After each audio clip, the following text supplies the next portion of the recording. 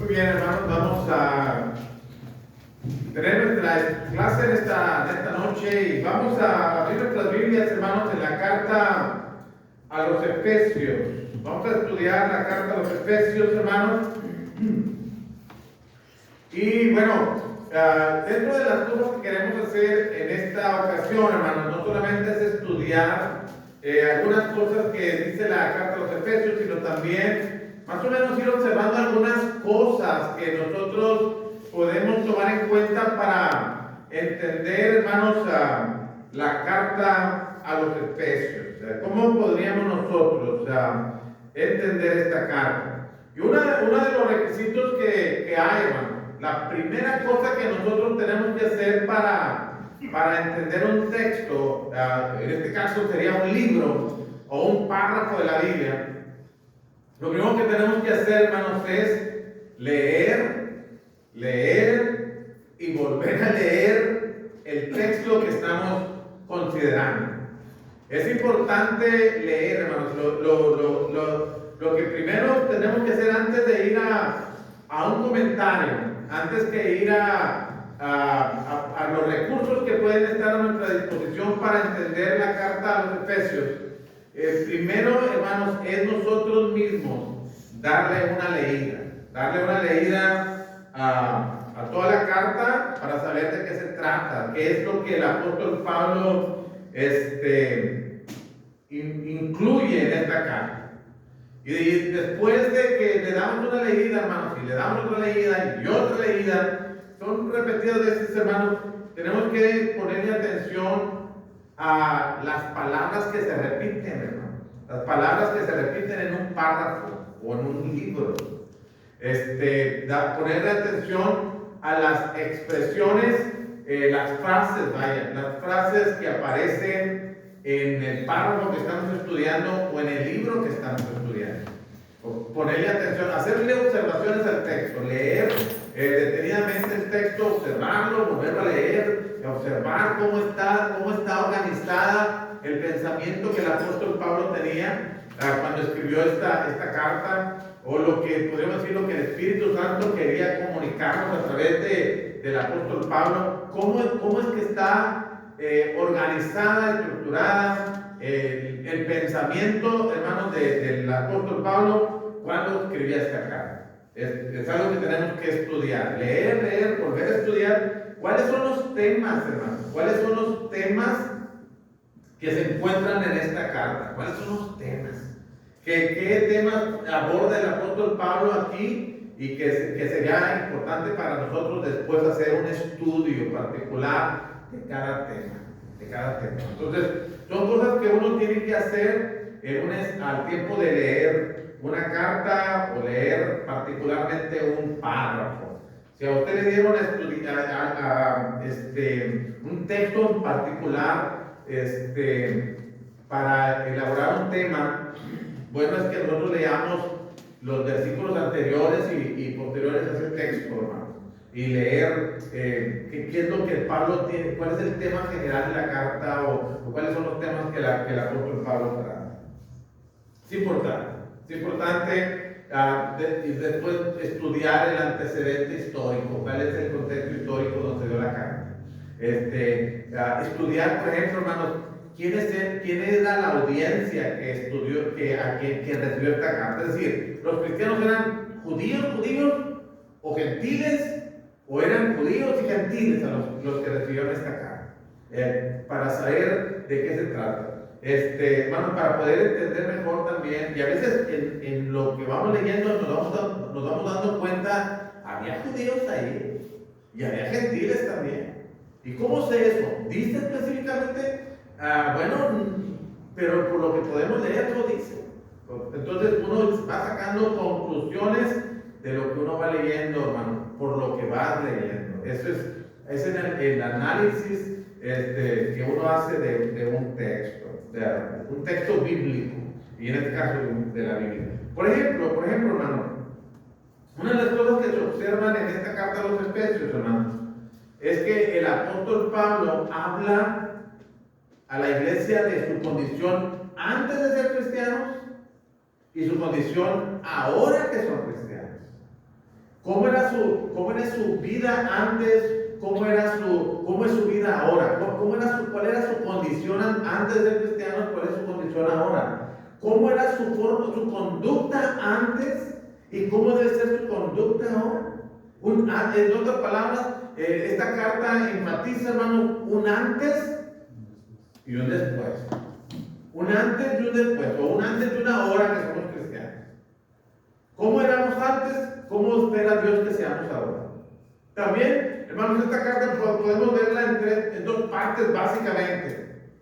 Del capítulo 1 al capítulo 3, lo que Dios ha hecho por nosotros. Del capítulo 1 al capítulo 3, lo que Dios ha hecho por nosotros. Del capítulo 4 al capítulo 6, lo que Dios espera de nosotros. Lo que Dios espera. Mira lo que Dios ha hecho por nosotros. Ahora mira lo que Dios espera de nosotros. ¿Qué es lo que Dios espera de nosotros?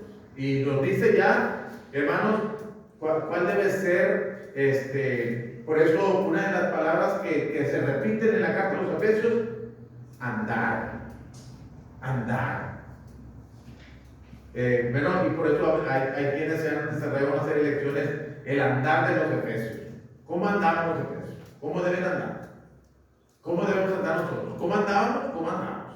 ¿Cómo debemos andar?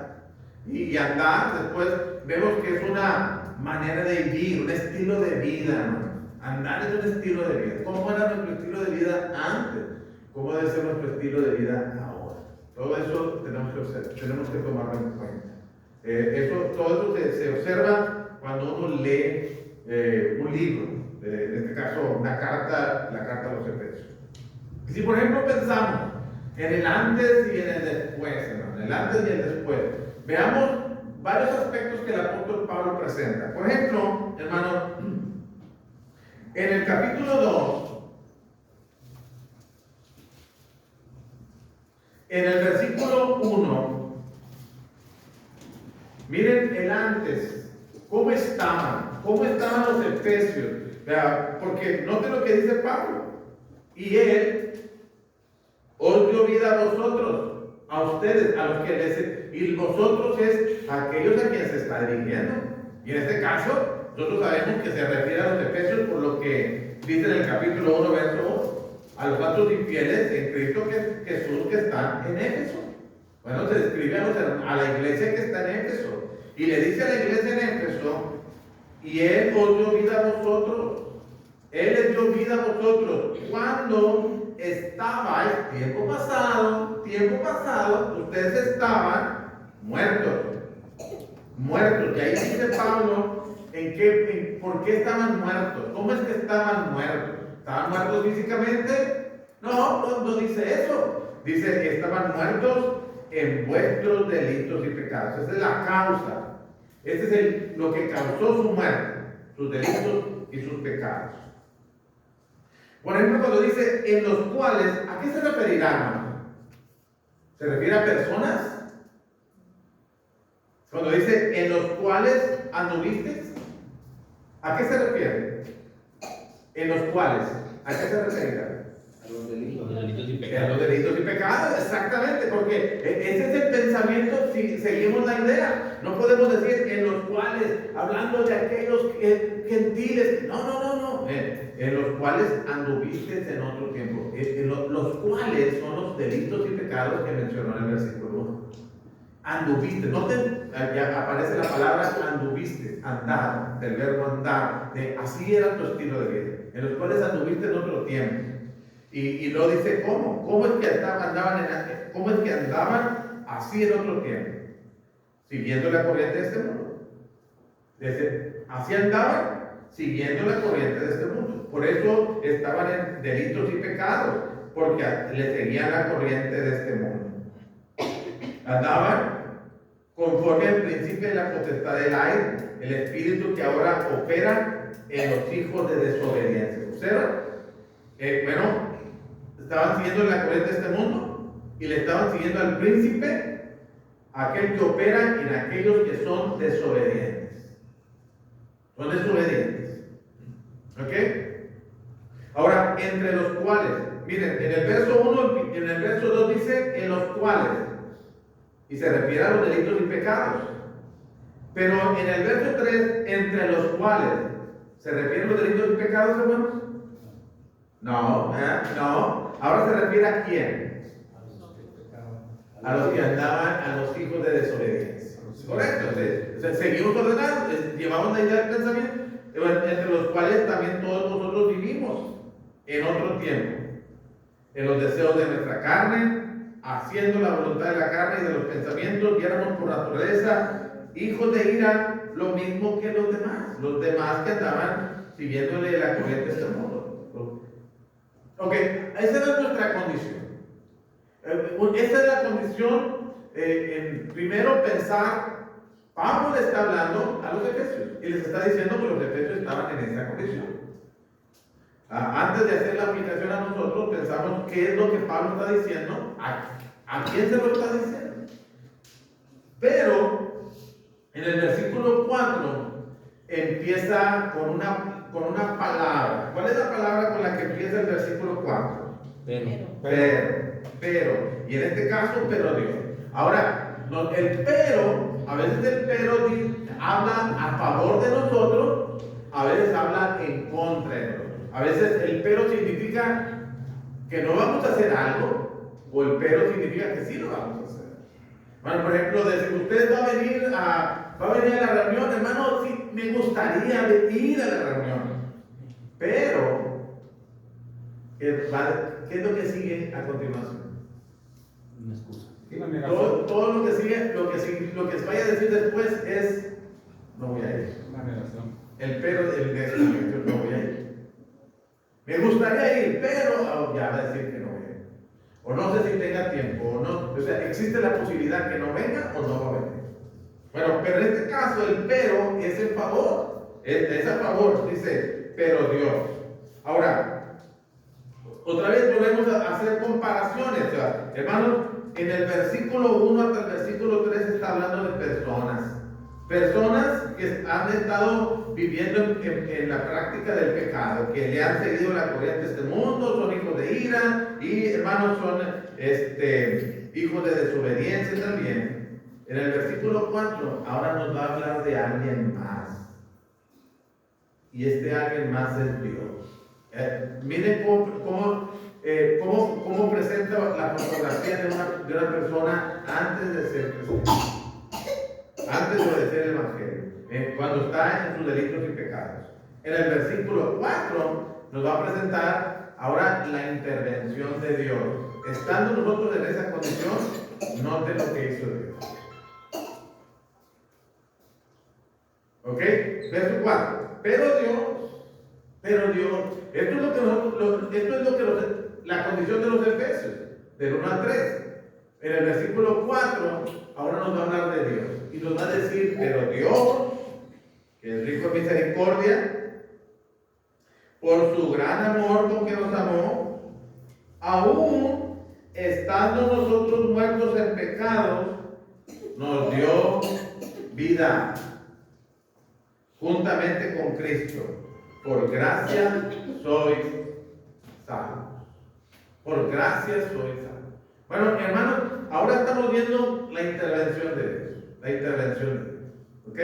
Dios, hermanos, nos dio vida cuando nosotros estábamos, bueno, en los Efesios, y luego después aplicamos a nosotros. Nos dio vida, le dijo Pablo, pero Dios que rico en misericordia por su gran amor porque nos amó, aún estando nosotros muertos en pecado, nos dio vida. Noten en el versículo 1, primero Pablo dice, y Él os dio vida a vosotros. Pablo se refiere a ellos, a los efesios. Pero ya en el versículo 4 y 5, Pablo se incluye. Ya no solamente dice, a ustedes les dio vida. Pablo dice, no, a mí también. Porque en el versículo 4, en el versículo 2, en el versículo 3, perdón, se incluyó también, entre los cuales también todos nosotros se incluyó. En el versículo 4, pero Dios que es rico en misericordia por su gran amor con que nos amó, se incluye, ahora estando nosotros muertos, se incluye, el pecado nos dio vida juntamente con Cristo, por gracia sois salvos. ¿Cómo estaban en el versículo 1? muertos en delitos y pecados, pero Dios interviene. Y ahora, ¿cuál es su condición? En el verso 5, en el versículo 8 y 9 y 10, somos salvos. Somos salvos. Porque por gracia sois salvos, dice el verso 8. Ya el verso 5 dice, ahora estando muertos nos dio vida juntamente con Cristo, por gracia sois salvos. Y bueno, ahora, ¿por qué por gracia sois salvos? Uno preguntaría, ¿por qué Pablo dice, por gracia sois salvos? ¿Qué significa por gracia sois salvos? Bueno, significa que nosotros estábamos muertos en pecados. Significa en el verso 5 que aún estando nosotros muertos en pecados, seguíamos pecando. Dios, que es rico en misericordia, por su gran amor con que nos amó, nos dio vida. Bueno, la gracia es eso, que no nos merecíamos que Dios se interesara en nosotros, que no nos merecíamos que Dios perdonara nuestros pecados, nos diera salvación, porque mira cómo estábamos viviendo, éramos hijos de desobediencia, éramos hijos de ira, le seguíamos la corriente al mundo, vivíamos conforme al príncipe de la potestad del aire. Éramos personas que estábamos en un ejercicio, en un estilo de vida pecaminoso. Practicábamos el pecado en diferentes formas. Unos pecados muy escandalosos, otros menos escandalosos, pero eso no deja de ser pecado. Sin embargo, Dios, que es rico en misericordia, por su gran amor, nos dio vida. Nos dio vida. Por gracia soy salvo. Eso, mira cómo eras, cómo estabas. Mira cómo estás y por quién y por qué estás así. No solamente, y eso no solamente significa, hermano, prestar atención, mira cómo estabas y mira cómo estás ahora. Sino mira cómo estabas y mira cómo estás ahora y por quién estás ahora. ¿Por qué tienes esa bendición? ¿Por quién tienes esa bendición? ¿Y qué fue lo que movió a Dios que nos diera esa bendición? En el versículo 4 y versículo 5. ¿Qué fue lo que movió a Dios? Un día excelente que tuvimos y Dios quiso recompensarnos por el buen comportamiento de ese día. No. Por la transformación. Simplemente por su gran misericordia, por su amor. ¿Cuál es la motivación que Dios tiene? Su puro amor, su misericordia, para perdonarnos. Y usted puede hacer un antes y un después, hacer una lección basada en estos textos. Primero presenta lo que Pablo dice en relación a los Efesios, su antes, su después, y lo hace las aplicaciones. ¿Por qué Dios quiso salvar a los Efesios? ¿Qué tenían de particular para que Dios se interesara en salvar? Nada. Entonces, ¿qué fue lo que movió a Dios? ¿Cuál es la motivación de Dios para salvar? Su gracia, su misericordia, su gran amor,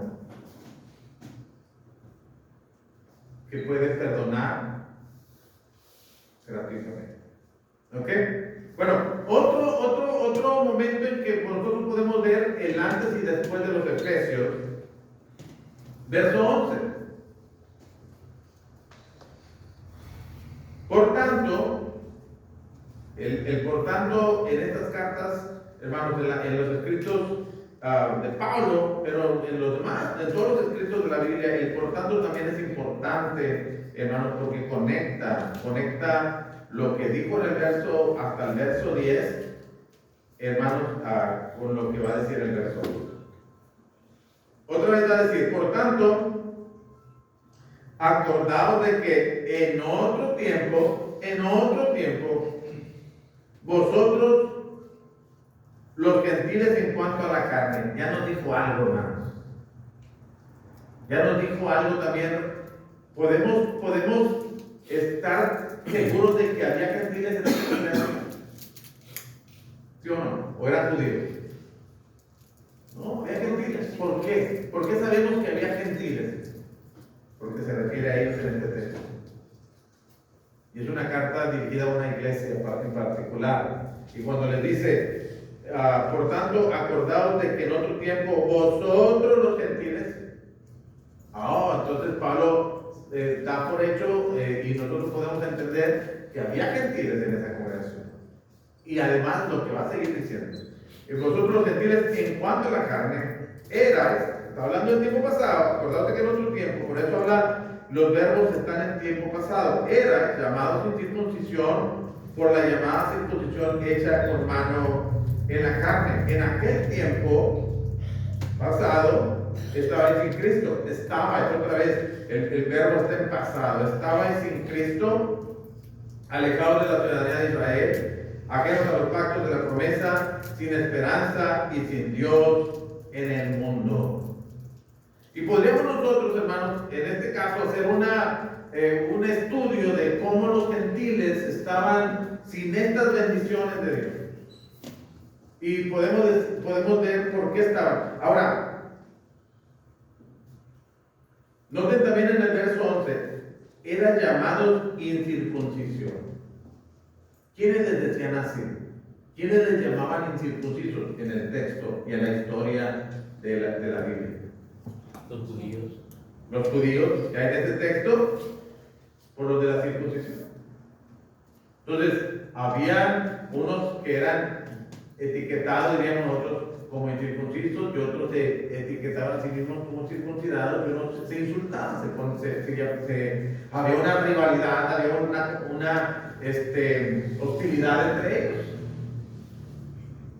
Y estaban en aquel tiempo estaban sin Cristo, alejados de la ciudadanía de Israel, ajenos a los pactos de la promesa, sin esperanza y sin Dios en el mundo. Eso es en el pasado, tanto en el verso 11 como en el 12, en aquel tiempo, antes. ¿Cómo empieza el verso 13?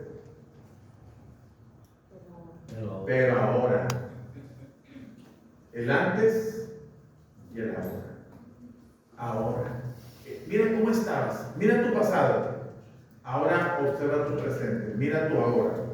Pero ahora en Cristo Jesús, vosotros que en otro tiempo estabais lejos, habéis sido hechos cercanos por la sangre de Cristo. Okay. Bueno, los gentiles que habían estado fuera del pacto de Dios y las promesas de ese pacto de Dios que hizo con Israel, ahora han sido hechos cercanos. ¿Cómo pudieron ser hechos cercanos, hermanos? ¿Cómo pudieron los gentiles ser cercanos a Dios en el verso 13? Por la sangre de Cristo. Por la sangre de Cristo. Uno no tiene que inventar, no tiene que imaginarse cómo llegaron a hacerlo. Bueno, el texto lo dice. Ya después nosotros desarrollaríamos cómo es que pasó eso. ¿Cómo es que pasó? Pero, y en el capítulo 3 Pablo lo va a decir también, pero aquí estamos viendo cómo es que está viniendo el apóstol Pablo a llevar al pensamiento los efesios gentiles. Ustedes estaban alejados, pero ahora son hechos cercanos. Y ya después va a decir por qué Él es nuestra paz, que de ambos pueblos hizo uno, derribando la pared intermedia de separación, aboliendo en su carne las enemistades, la ley de los mandamientos expresados en ordenanzas, para crear en sí mismo de los dos un solo nuevo hombre, haciendo la paz. Bueno, y la conclusión es versículo 19 al versículo 22. Así que ya no sois extranjeros, así los trataban y así eran. Ya no sois extranjeros, ya no sois advenedizos, sois conciudadanos de los santos y miembros de la familia de Dios. Gentiles que no eran parte, judíos que se resistían a que ellos fueran parte. Pablo les dice, no, ustedes, eso es cosa del pasado. Ahora en Cristo Jesús ya no son extranjeros de los advenedizos, sino conciudadanos de los santos y miembros de la familia de Dios. Ustedes son parte de la familia de Dios. Y este es un tema, si en el capítulo 2, del 1 al 10, podríamos ver el tema de cómo Dios, cómo fue el viaje de una condición de pecado a una condición de salvación. En el capítulo 2, del 1 al 10, en el capítulo 2, del 11 al 20, cómo pasamos de una condición de rivalidad, de enemistades, de pleitos, de contiendas, de diferencias entre grupos étnicos, entre gentiles y judíos, cómo se pasa a una relación de familiaridad, de cordialidad y de paz entre personas que por tiempo habían estado enemistadas. ¿Cómo pueden hacer eso? Dios hace posible eso por medio de Cristo Jesús. Dios tenemos paz con Dios por medio de Cristo y tenemos paz entre nosotros por medio de Cristo. No es posible una paz con Dios y una enemistad entre nosotros. Es vertical y horizontal la paz que Cristo ofrece. Nos hace, y no es algo de cristianos de segunda categoría, los gentiles. No, son conciudadanos, son miembros de la familia de Dios. ¿Ok? Entonces, vemos cómo el antes y el después, cómo podemos ver lo que Dios ha hecho por cada uno de nosotros y lo que Dios hace en la vida social, hermanos, dentro de la iglesia del Señor. Después, capítulo 4, ya viene la parte práctica, hermanos. Esto es lo que Dios viene haciendo. Por eso les digo, del capítulo 1 al capítulo 3 es lo que Dios ha hecho por nosotros. Ya el capítulo 3, pues no lo vamos a ver ahorita de momento, pero tiene que ver con los gentiles y judíos, miembros de la familia. Pero el capítulo 4, ahora viene, y hasta el capítulo 6, ¿qué es lo que espera Dios de nosotros? ¿Qué es lo que espera Dios de nosotros? Y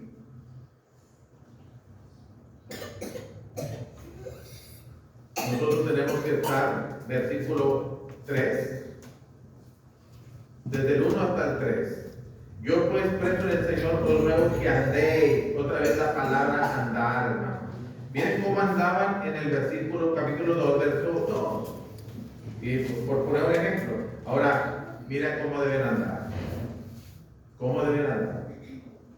Y usted puede hacer un tema, una serie de lecciones del andar de los efesios, cómo andaban, cómo deben andar. Por ejemplo, en el verso 1 al versículo 3, yo pues preso en el Señor os ruego que andéis.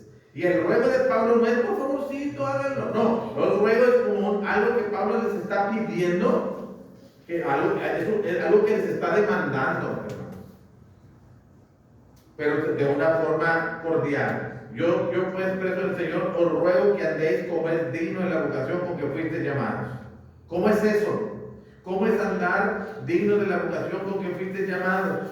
Bueno, el apóstol Pablo va a decirnos algunas cosas, con toda humildad, con mansedumbre, soportándose con paciencia los unos a los otros, en amor, solícitos en guardar la unidad del Espíritu en el vínculo de la paz. ¿Por qué dice Pablo solícitos en guardar?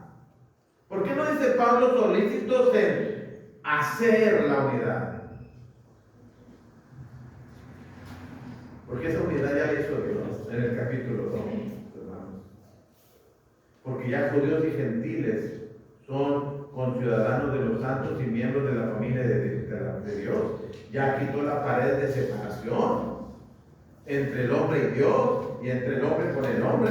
Ya no hay enemistades, ya estamos unidos en un solo cuerpo.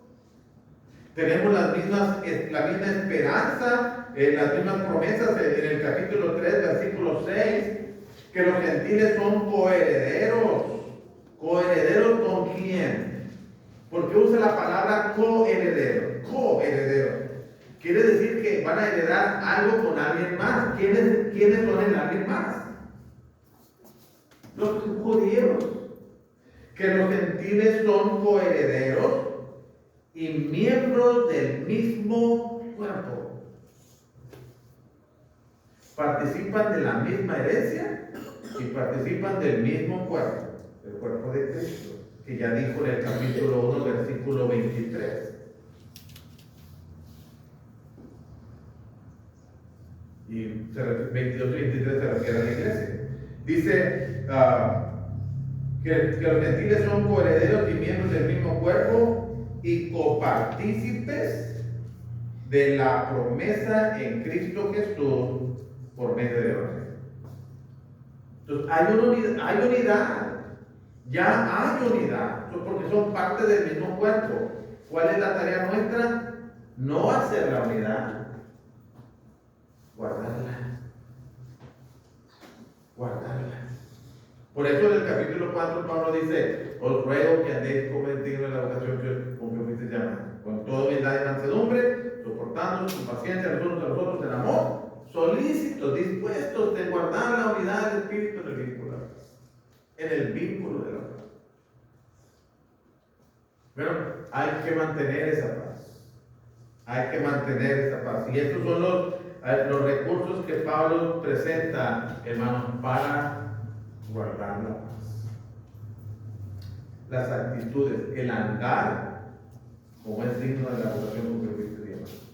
Si andas así, entonces, y tienes la solicitud de guardar la unidad del Espíritu, esto es posible. ¿Ok?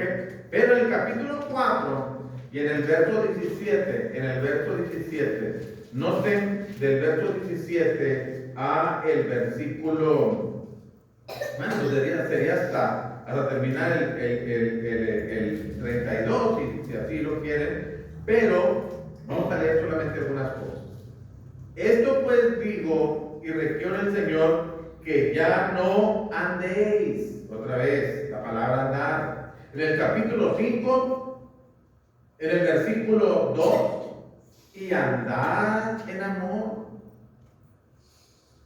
En el versículo 8, porque en Cristo, porque en otro tiempo erais tinieblas, mas ahora sois luz en el Señor, andad como hijos de luz. ¿Cuántos temas llevamos para desarrollar, hermanos? Que andéis como es digno de la vocación con que fuisteis llamados. En el capítulo 4, en negativo, en el capítulo 4, verso 17, ya no andéis como los otros gentiles que andan, tiempo presente. Ustedes ya no anden como los que andan en la vanidad de su mente. Pero el capítulo 5, verso 2 dice: andad en amor. Ustedes pues ministradores de Dios como hijos amados, y andad en amor. Y nos dice cómo se anda en amor. Luego nos dice que andemos como hijos de luz en el verso 8. En el verso 15, mirad pues cómo andéis, no como necios, sino como sabios. Y lo ponemos en positivo, anda como sabio. Si lo ponemos en negativo, no andes como los necios. No andes como los necios. Si su sermón va a ser en negativo, no andes como los necios. Si lo va a poner en positivo, andad como sabio. ¿Y cómo es andar como sabio? En el verso 16 dice cómo, aprovechando bien el tiempo. Y una de las formas de mostrar sabiduría es cómo utilizamos el tiempo. ¿Ok? Bueno, eso es nomás para pensar en el andar, hermanos. Pero veamos el antes y el después en el capítulo 4, verso 17 en adelante. Esto pues digo y requiero al Señor, que ya no andéis como los otros gentiles. Otra vez, Pablo vuelve a darnos a entender, a conocer también, que había gentiles entre los judíos, en la iglesia, había judíos y gentiles, porque el capítulo 2 nos presentó que Dios puso paz entre judíos y gentiles. Pero aquí dice que ya no andéis como los otros gentiles. A veces la palabra gentil, hermanos, hace alusión a inconversos. A veces se refiere a gentiles, o sea, no judíos, personas que no son judíos. Y en este caso, esa es la idea, ¿no? Que ya no andéis como los otros gentiles. Y luego nos dice cómo andan los otros gentiles. Nos va a describirnos Pablo cómo andan los otros gentiles. ¿Cómo andan los gentiles? Andan en la vanidad de su mente. O sea, tienen una mente vana. Sus pensamientos no son productivos, útiles delante de Dios. ¿Y por qué andar cómo es que tienen su mente vana? Dice, teniendo el entendimiento entenebrecido. Y luego nos dice, ajenos de la vida de Dios, por la ignorancia que en ellos hay, por la dureza de su corazón. Los cuales después que perdieron toda sensibilidad, se entregaron a la lascivia para cometer con avidez toda clase de impureza. Esto ya no es de ustedes, dice Pablo, ya no anden así. Ahora, hacemos otra cosa para ampliar la información, nosotros vamos, por ejemplo, a Hechos capítulo 19, en los primeros versículos, cuando Pablo llega a Éfeso y trabaja ahí, usted puede descubrir que Lucas registra que la ciudad de Éfeso tenía una inclinación por la práctica de la magia. Les gustaba acercarse a exorcistas ambulantes y además eran orgullosos de ser los guardias del templo a la gran Diana, la diosa de los efesios, y que vendían estatuillas de esa diosa. Y que, bueno, entonces vemos una sociedad, hermano, inclinada a la superstición, inclinada a la idolatría. Pero también vemos una sociedad, hermano, con una conducta de inmoralidad, por lo que Pablo está diciendo aquí. Además, lea el capítulo 5. Lea el capítulo 5 y en el versículo 3 dice en adelante, el apóstol Pablo dice hasta el verso 6: pero fornicación y toda inmundicia o avaricia ni aun se nombra entre vosotros como conviene a santos, ni palabras deshonestas, ni necedades, ni truanerías que no convienen, sino antes bien acciones de gracia. Porque sabéis esto, que ningún fornicario o inmundo o avaro que es idólatra tiene herencia en el reino de Cristo y de Dios. Nadie se engañe con palabras vanas, porque por estas cosas viene la ira de Dios sobre los hijos de desobediencia. Noten el verso 7 y 8. No seáis partícipes con ellos, porque en otro tiempo eres tinieblas. ¿Qué está diciendo? Que esas prácticas, estos pecados eran comunes en la sociedad. Y Pablo les dijo, no se engañen, porque por estas cosas viene la ira de Dios. No estén pensando que no pasa nada. Dios no reacciona. No, por estas cosas viene la ira de Dios sobre los hijos de desobediencia. Pero, entonces, ya no anden así. Miren, hermanos, el pecado nace en nuestros pensamientos y luego se traducen en acción. Nace y viene a nuestro corazón y lo algo que anhelamos y terminamos practicando. Y Pablo dice, ya no anden así. Sería que también Pablo estaba recordando la condición, le estaba mostrando la condición moral de los gentiles. Pero también está recordándoles que en un tiempo ellos anduvieron en las condiciones. Sí. Entonces, lo que ya sabía, Pablo les dice, no lo olvides. O sea, esto es, ya no andes así, porque de allá vienes. O sea, que los gentiles que estaban en la iglesia de Éfeso ya habían pasado por esta.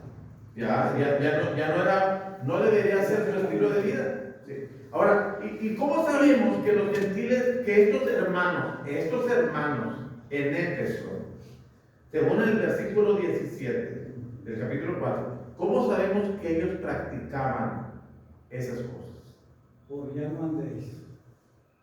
Porque Pablo les dice, esto fue el fijo y recto del Señor, que ya no andéis como los otros gentiles. ¿Por qué les va a prohibir algo que nunca hicieron, que nunca practicaron? Si dice ya no andéis, es porque se andaban. Pero si ya no andes como ellos andan así. Ustedes no, ustedes ya Dice, mas vosotros no habéis aprendido así a Cristo, si es que habéis sido por Él enseñados. Bueno, ya no debiera ser tu forma. Y eso es lo que nosotros aprendemos. Después aplicamos a nosotros. Bueno, esto Pablo le está diciendo a los hermanos en Éfeso. Le está diciendo, mira tu condición pasada. Antes de ser cristianos, miren lo que Dios hizo por ustedes, nos salvó. Miren cómo estaban como gentiles en su relación con Dios y en los pactos de Dios, pero miren ahora lo que tienen delante de Dios. Bueno, miren cómo andaban en su conducta inmoral. Ahora ya no anden así. Ya no anden así. Y por eso va a ir a cosas prácticas. No solamente dice, antes se portaban mal, ya no se porten mal. Pero no me dices en qué. Específicamente, dime algo. Y Pablo les va a decir, el que hurtaba. Imagínense que de repente, ¿estás conmigo? Ya no hurte más. Pero no solamente ya no hurte más. El cambio no solamente es dejar de hacer lo malo que haces. Ese no es el cambio total que Dios espera. No solamente dejes de hacer lo malo que hacías, ahora ejercítate en hacer lo correcto. Porque el texto dice, el que hurtaba no hurte más. Pero ahora no solamente no hurte, ahora ¿qué más tiene que hacer? En el verso 25, ¿no? No, el verso 28. En el verso 25 de echando la mentira. El que hurtaba, por ejemplo, no hurte más.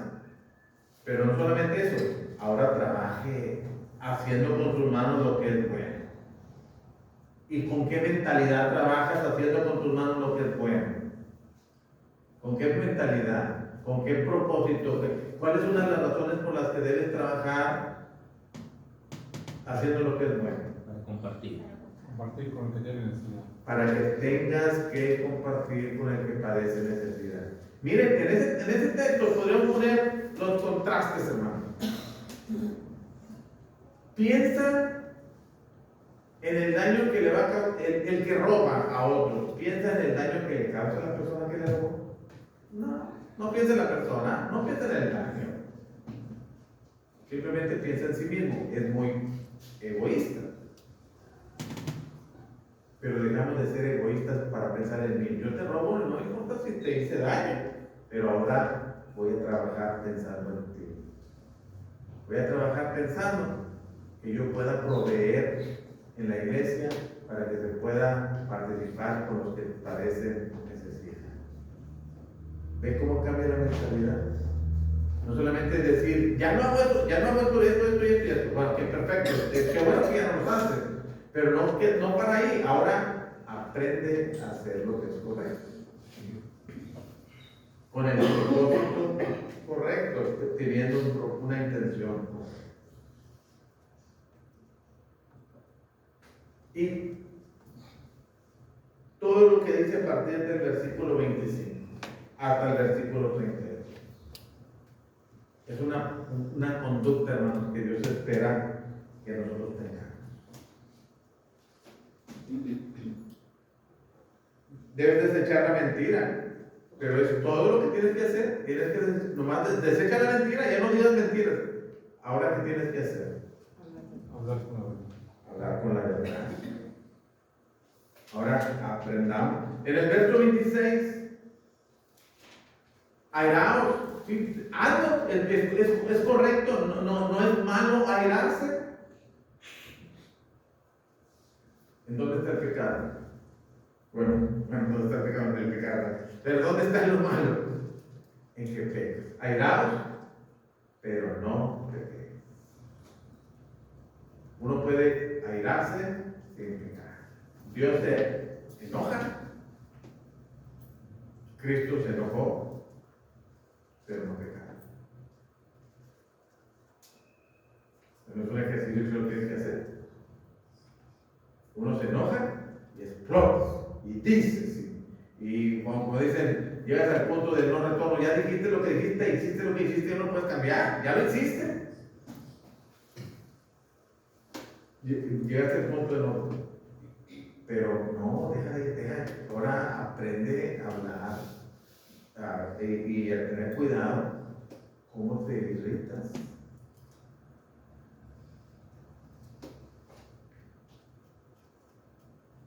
Ninguna versión tiene ninguna palabra corrompida salga de vuestra boca. La palabra corrompida daña, ofende, lastima, destruye. Pero ahora podemos hablar la que sea buena. La corrompida la cambiamos por la buena, por la saludable, por la que edifica, la que destruye, palabras que destruyen por las que edifican, para la necesaria edificación, a fin de dar gracia a los oyentes. ¿Ok? Entonces, vemos cómo, verso 31, quites esto y esto y esto y esto y esto. Ahora haga esto y esto y esto. Y el capítulo 5, verso 1, imite a Dios. Bueno, es el antes y el después, hermanos, en que Pablo le presenta a los Efesios, el antes y después, que nos dice también. Pero dice también, eso era antes, pero ahora ya no. Ahora ya no, ahora es así como debemos vivir. Es así, ¿ok? Después viene cosas que vienen prohibiendo. No sean pues partícipes con ellos, no participéis en las obras infructuosas de la carne, no te embriaguéis con vino, antes de esto hace esto. Bueno, y luego vienen algunas instrucciones para la vida doméstica, la vida del hogar, hermanos, y por último viene, por lo demás, hermanos, ya cuando va terminando su carta. Fortalezcas en el Señor. Y bueno, les presenta los recursos que Dios tiene, que tenemos a nuestra disposición de parte de Dios para vencer al diablo. ¿Ok? Entonces, son las cosas que Pablo aborda, hermano. Por supuesto que hay muchísimas cosas más, pero nada más así, a grandes rasgos, podemos ver cómo, mirando la carta de los Efesios desde el antes y después, cómo eran ellos, qué es lo que hizo Dios por ellos, cuál era la relación entre judíos y gentiles, qué hizo Dios para que esas hostilidades se convirtieran en una vida de paz y armonía entre ellos. ¿Cómo era su conducta? ¿Qué es lo que Dios espera de nosotros ahora? Y lo hizo a los corintios, a los efesios, les pidió eso. Hizo eso por los efesios, a nosotros hizo lo mismo por nosotros y espera lo mismo de nosotros. ¿Qué hizo Dios por mí? ¿Qué espera Dios de mí? ¿Qué hizo Dios por usted? ¿Qué espera Dios de usted? Esa es la aplicación. ¿Ok? Bueno, hermanos, es una forma, solamente estoy tratando de buscar cómo poder leer la Biblia y sacarle provecho a la enseñanza. Primero entender lo que se dijo a la audiencia original, pues entenderla para nosotros, aplicarla para nosotros. ¿Ok? Dios los bendiga.